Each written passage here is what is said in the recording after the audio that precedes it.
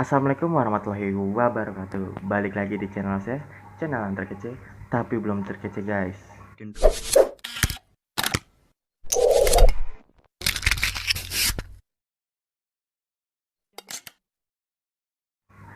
Oke guys, sesuai thumbnail, sesuai judul, saya akan menceritakan kisah horor ya. saya alami selama pendakian di Gunung Gede Pangrango guys. Dan sebelum lanjut ke video ini, jangan lupa like and comment and subscribe ya guys. Oke guys, sebelum bercerita saya akan menjelaskan dulu pada hari dan tempatnya. Waktu itu tepat pada hari Idul Adha, setelah pemotongan Jumat, setelah hari itu memang kita berencana untuk berangkat pada malam harinya guys. Dan memang waktu sebelum pemberangkatan kalau bisa dibilang juga banyak banget rintangan dan kesulitan bagi kita, terutama ke tim dan support dari yang lain, terutama salah satunya yaitu adalah motor tiba-tiba rusak dari salah satu tim, surat sehat yang tidak kunjung didapatkan pada hari itu, dan ketiga izin dari teman kita, salah satu anggota kita yang agak kesulitan guys. Dan memang waktu pas hari itu alhamdulillah masih bisa kita halau, masih bisa kita lewati secara perlahan demi sedikit-sedikit untuk yang kesulitan tersebut. Dan tiba waktunya memang kita mau berangkat pada malam hari guys, kurang lebih jam 10 malam kita berangkat dari Bekasi. Dan sependakian kali ini saya memang ada bersebelas anggota, tetapi dari Bekasi saya berangkat kurang lebih 9 orang, dan 2 orangnya lagi memang sudah menunggu di base camp Via Putri sejak sebelum Idul Adha. Nah waktu itu kita kira berangkat, singkat cerita sampai jalur puncak, tapi belum puncak pas. Memang sudah ada kejadian yang janggal dan aneh buat teman saya guys, tapi alhamdulillah untuk pribadi saya masih bisa ngontrol dan alhamdulillah masih aman-aman aja. Pada waktu itu memang kita berombongan, berkonvoy berlima motor, lima motor kurang lebih. Nah di seketika sebelum puncak pas, teman saya itu yang berboncengan dengan saya memang tiba-tiba merasakan sakit pada perutnya. Dan mungkin saya pikir ini cuma sakit mah biasa, mungkin dia belum makan. Nah akhirnya setelah saya ingin menyusul teman-teman saya untuk untuk memberitahu bahwa harus ke kiri dulu untuk mencari warung untuk teman saya yang sedang ada gejala dalam perutnya, tapi saya tidak bisa menyampaikan itu karena saking panik dari temannya saya itu sudah menggebu-gebu gitu, kayak di motor itu sudah kayak oleng, kayak orang mau jatuh gitu lah guys. Akhirnya saya tidak sempat menyampaikan kepada teman-teman saya yang lebih dulu, akhirnya saya menepi sendiri. Nah di situ memang berhubungan, memang saya banyak banget informasi yang ditanggung oleh saya. Misalkan jikalau misalkan teman-teman saya yang di depan itu dahulu, mereka banyak tidak mengetahui informasi mengenai pendakian kali ini, terutama ya teman saya yang dua sudah di base camp itu. Nah singkat cerita, teman saya yang sakit itu memesan lah gitu ya, memesan mie untuk makan. Dia waktu itu kurang lebih jam 12 malam kurang lebih ya guys, setelah sampai puncak pas jam 12 malam kurang lebih. Nah di situ memang saya berusaha untuk mengkomunikasi yang ada di depan untuk berhenti dulu gitu, jangan mendahului kita. Sudah ada hal yang seperti itu, cuman jaringan di handphone saya sangat-sangat susah banget hingga akhirnya saya tidak bisa menghubungi. Tapi ada beruntungnya juga, saya masih bisa berkoneksi dengan GPS gitu, karena memang sebelumnya saya menggunakan GPS untuk bertemu ke teman saya yang dua itu yang udah di base camp ya guys. Nah memang setelah itu saya hanya memanfaatkan dari GPS tersebut, dan akhirnya setelah teman saya selesai, saya harus bergegas lagi menyusul teman-teman saya yang dahulu. Tiba sampai di puncak pas, memang teman-teman saya itu berkumpul ya semua, mereka berhenti semua di situ menjelaskan apa yang terjadi sedikit. Lalu nggak lama memang kita langsung melanjutkan perjalanan guys. Lalu setelah itu sudah masuk gerbang atau perdesaan yang buat ke base camp via Putri. Setelah sampai dikit lagi sampai di ujung perjalanan, setelah dikit lagi mau base camp, tiba-tiba teman saya itu kumat lagi guys, perutnya katanya sakit, dan itu lebih menggila lagi, malah justru mau hampir jatuh guys. Dan akhirnya saya ketinggalan rombongan lagi, saya harus menangani ini, dan akhirnya saya tanganin. Akhirnya dia tidak membawa keril jadi di tengah, di jok tengah motor kurang lebih. Dan akhirnya saya melanjutkan perjalanan, tibalah di base camp Putri. Nah setelah itu berkomunikasi dengan warga sekitar bahwa kita mau bertemu orang-orang ini untuk perjanjian ya guys, untuk mendaki barang. Dan akhirnya kita bertemulah sama dia, teman saya yang dua itu guys. Singkat cerita, memang di Gunung Via Putri ini saya tiba jam 2:30 lah, kurang lebih 2:30 setengah 3. Nah di situ memang kita nggak sempat namanya istirahat atau rebahan, karena kita dianjurkan untuk langsung jalan pada pukul 5 subuh. Sebelum jam 6 tiba kita harus jalan di trek, cuma ada waktu 1,5 jam ya guys untuk istirahat. Nah tibanya itu memang waktu pas di perjalanan dari base camp untuk ke pos 1 Bayangan itu, alhamdulillah untuk pribadi saya nggak apa-apa, dan teman-teman saya juga masih alhamdulillah masih normal. Singkat cerita, tiba di pos Bayangan 1, kita dianjurkan untuk istirahat, untuk menikmati sunrise yang dari. Lalu kita melanjutkan perjalanan lagi guys, tiba di shelter perkebunan yang cukup luas, dan itu kurang lebih kita melakukan sarapan dulu guys. Nah di situ alhamdulillah memang belum ada ya guys, belum ada kisahnya. Tibalah di pos 1 sampai kita perjalanan. Memang di pos 1 ini rasanya tuh berat banget kita buat melanjutkan perjalanan, mungkin karena belumnya tidur semalam, kita langsung trek tadi pagi ini. Kayaknya untuk lelah banget bagi kita yang untuk mendaki di pagi hari itu. Akhirnya kita tidur lah, kurang lebih 1 jam saya tidur di pos 1. Ya teman-teman yang lain istirahat, sambil ngemil-ngemil kita melanjutkan perjalanan lagi. Jam 10 kurang lebih itu, jam 10 siang itu tiba untuk melanjutkan perjalanan dari pos 1 ke pos 2. Jam 10 itu sampailah kita jam 11 di pos 2. Nah dari pos 2 ini guys, kayaknya sepertinya langkah teman saya ini mulai melambat gitu, nggak tahu kenapa melambat, padahal sebelumnya memang dia itu sudah makan, semua tim semua anggota sudah makan, saya pastikan sudah makan semua. Entah kenapa dari pos 2 ke 3 ini perjalanan kita lebih lambat daripada sebelumnya, dan hanya saya mengabaikan, mungkin karena kurangnya tidur saya hanya memikirkan seperti itu. Ya udahlah, kita tetap jalan pelan-pelan, yang penting pasti tiba di pos 3. Nah pos 3 itu jam 12 pas. Nah di jam 12 pas itu kita masak mie lagi guys, buat makan siang, buat makan siang, nyemil sekaligus gitu ya guys, untuk melanjutkan perjalanan. Yang lain bisa melakukan sholat dan segala macam, kita lakukan sholat dulu. Setelah itu kita makan semua, kisaran jam 1 kita melanjutkan perjalanan guys. Nah dari pos 3 ini ke pos 4 terjadinya masalah.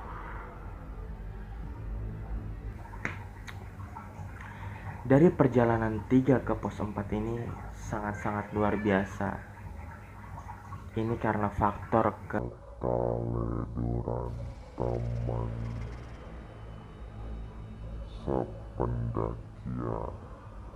sependakian, kesompralan teman sependakian. Kita melanjutkan perjalanan dari jam 1 siang jalan, tiba di shelter pos bayangan pos 4 itu jam 3 asar. Nggak tahu kenapa perjalanan kita lambat banget ya guys. Dan ternyata di shelter pos 4 teman saya melakukan hal yang sangat tidak sopan ya guys, saya bisa dibilang. Dia melakukan kegiatan mungkin niatnya menjaga ya guys. Memang situ kita sependakian ada ceweknya kurang lebih 4 orang, dan 2 teman saya itu memang lebih dulu untuk jalan. Kita udah janjian buat ketemuan di Surken. Jadi kurang lebih kita 9 orang lagi dari pos 3 ke pos 4, dan sisa 4 perempuan, yang tadinya 5 perempuan ya guys, sisa 4 perempuan. Dan kurang lebih kita sampai di shelter pos 4, teman saya ini melakukan kurang kesopanan ya guys. Mungkin niatnya mau kayak apa namanya, menjaga atau memperhatikan teman yang perempuan saya ini. Kebetulan saya memang di situ dari pos 3 ke pos 4 saya di depan untuk jadi leader, membuka jalur. Jadi saya nggak tahu sama sekali kejadiannya itu seperti apa. Dan katanya dari teman saya yang perempuan ini, teman cowok saya itu melakukan pegangan seperti memeluk pada teman perempuan saya itu. dan mungkin niatnya perhatian ya guys. Apa yang kata dia bilang Kalau nggak kuat jangan dipaksa kepada teman saya. tetapi halnya itu kayak memeluk guys, hingga katanya sedikit lagi hampir mencium pipinya dari si perempuan tersebut. Blam. Wajar, pantas saja saya merasa pendakian kali itu seketika sepi banget. Nggak ada pendaki yang lewat, nggak ada yang pendaki yang menyapa kita selintas, nggak ada, tiba-tiba sepi. Padahal di Gunung Gede Via Putri ini pendaki tuh banyak banget di base camp. Seketika aja tuh di jalur itu sepi benar-benar. Itu kurang lebih jam 3 mau ke jam 4 ya guys. Kita di perjalanan shelter pos bayangan 4 mau ke pos 4 nya guys. Itu sepi banget. Dan seketika perjalanan kita lebih lambat lagi guys. Dan salah satu yang kita herankan, jalurnya itu tiba-tiba yang selain sepi, itu jalur kayaknya udah jarang banget pendaki yang dilewatin. Kita menemukan banyak lumut di batu-batuan ataupun di pohon-pohon yang di kiri kanan alur-alur kita. Oke, kita tetap berpikir positif, terutama pribadi saya. Di situ saya tetap membuka jalur di depan. Memang saya harus memastikan jalur, apakah ini jalur benar atau tidaknya guys. Dan seketika waktu pas di pos sebelum pos 4, memang teman saya yang melakukan hal itu lebih lambat jalannya daripada saya dan teman-teman yang lainnya. Lebih lambat. Dan memang di situ suhu yang benar-benar nggak normal lah guys. Memang serasanya tuh di situ suhunya memang panas banget. Dan memangnya dari teman saya yang setelah melakukan hal yang nggak sopan tersebut, dia jalan lebih lama daripada biasanya dan banyak banget keluhan yang dia rasakan. Katanya langkahnya menjadi berat. Mungkin saya berpikir mungkin kayaknya berat pada waktu itu, makanya saya nggak banyak ini cuma biar ya udah pelan-pelan aja, kataku gitu, penting sampai. Nah, nggak tahu kenapa perjalanan kita itu tiba di pos 4 seketika sudah menjelang jam setengah 6. maghrib. Nggak lama memang kumanda azan sudah terdengar ya guys. Sempat bertemu dua kelompok pendaki pada waktu itu. Ada yang turun satu kelompok dan ada yang naik satu kelompok. Rasanya saya itu bersyukur bisa ketemu pendaki dan saya di situ masih baik-baik aja. Tetapi teman perempuan saya itu merasa kayak lelah dan letih banget, dan dia minta untuk istirahat, membuka camp dadakan doang buat mereka tidur sebentar. Oke, akhirnya saya tidak bisa memaksakan, saya lakukanlah. Kita membuka tenda satu untuk perempuannya saja dan mereka beristirahat. Nah, setelah dari beristirahat memang di situ sudah menjelang maghrib ya. Akhirnya saya untuk melakukan sholat di kodok langsung ke isya. Dan teman-teman yang saya ini yang melakukan hal sompral tersebut, hal yang gak sopan tersebut, tiba-tiba ini dia langsung kayak capek dan lemes banget, gak ada gairah gitu. Dia gak melakukan hal aktivitas makan, nyemil gitu untuk melanjutkan perjalanan sampai Surkei yang target kita ya guys. Gak tahu mengapa dia ini kayak orang linglung gitu, kayak linglung, nggak tahu. Saya memberikan pertanyaan, dia menjawabnya hanya ngangguk. Saya memberikan bahasanya jawaban juga, saya menunggu jawaban dia hanya ngangguk, kayak tidak ada jawaban kepastian yang membuat saya bingung pada waktu itu. Akhirnya memang saya ada 3 kelompok laki-laki lagi, 3 anggota laki-laki lagi. Saya membuat keputusan di situ pada jam 7.15 kita usahakan untuk melanjutkan perjalanan trek malam. Di trek malam ini memang kita sudah sepakat untuk melanjutkan perjalanan buat sampai ke Surya Kencana untuk ngecamp di atas. Dan seketika sudah melewati jam 7.15, akhirnya saya membangunkan yang para cewek-ceweknya untuk melanjutkan perjalanan, dan mereka alhamdulillah siap dan setuju untuk melanjutkan perjalanan. Mereka udah fit dan sehat lagi. Dan salah satu teman saya yang itu tuh yang melakukan hal sompral, dan satu teman saya yang lagi ini tiba-tiba ada juga yang bikin ngeselinnya juga guys. Dia kayak seperti kayak susah buat beraktivitas, kayak bergerak gitu ya guys, dan teman saya yang sompral ini. Tapi setelah itu saya kan sambil making yang tenda yang sudah dibuat buat cewek itu. Seketika saya sudah selesai, teman saya yang satu ini merasakan katanya kedinginan guys.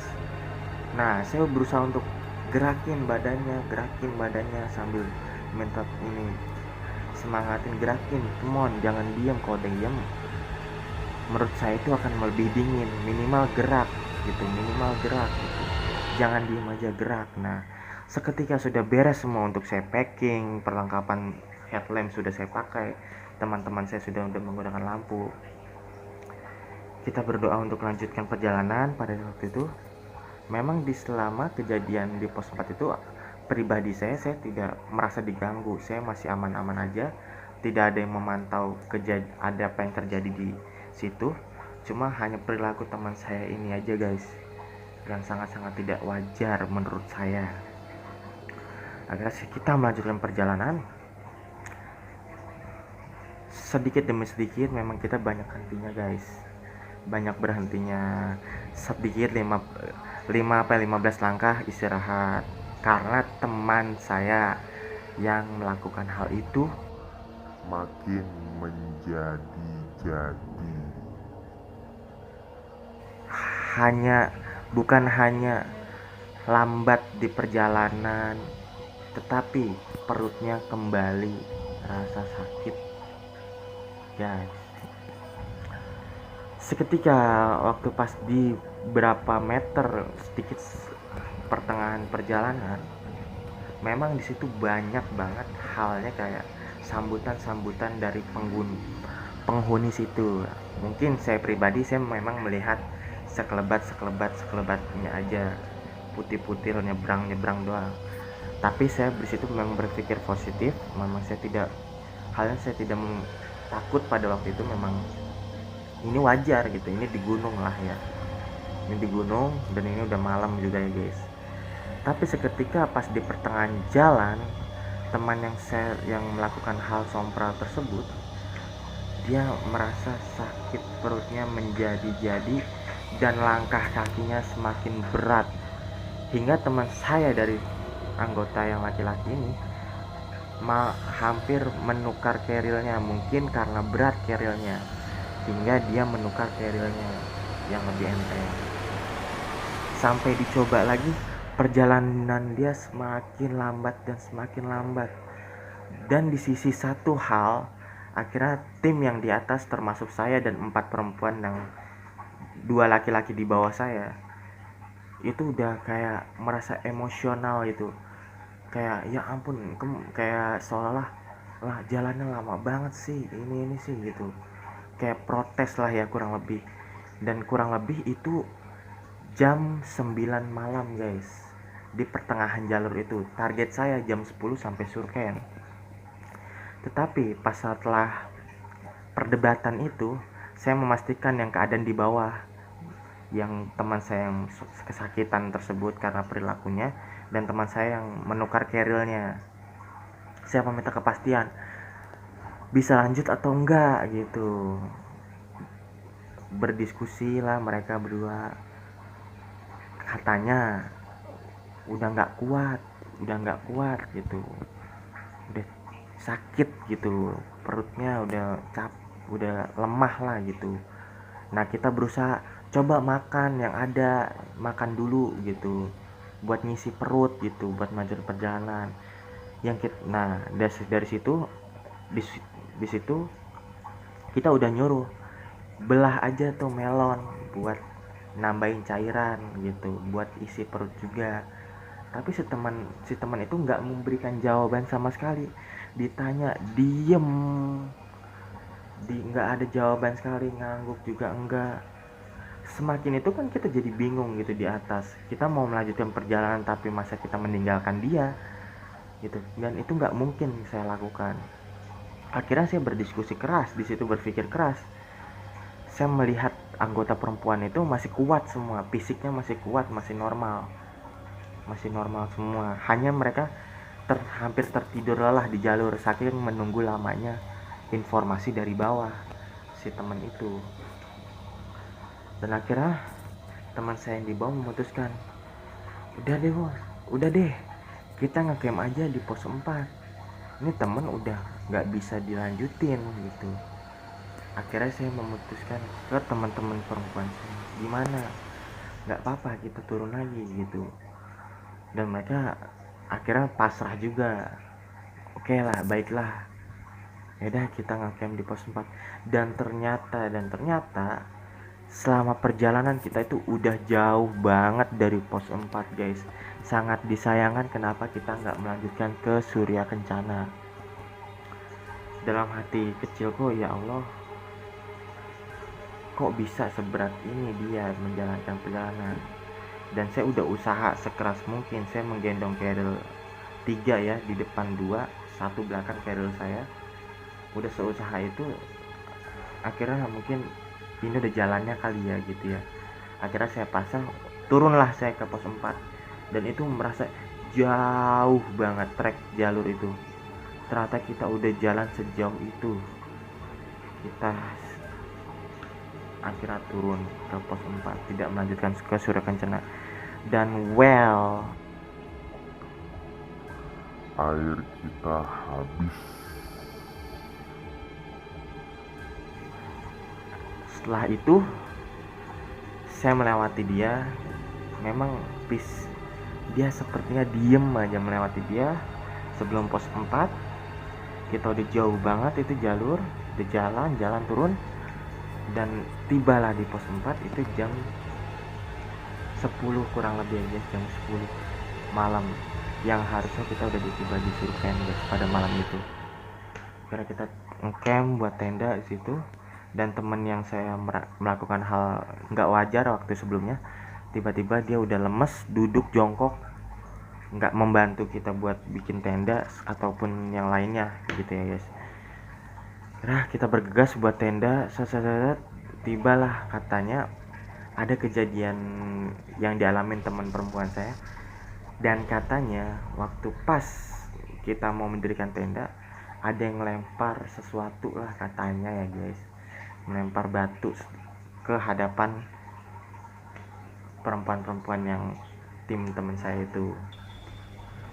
Setelah itu akhirnya selesai, tepat jam 11 malam camp kita dirikan, dan kita anjurkan untuk teman-teman yang perempuan langsung istirahat tidur.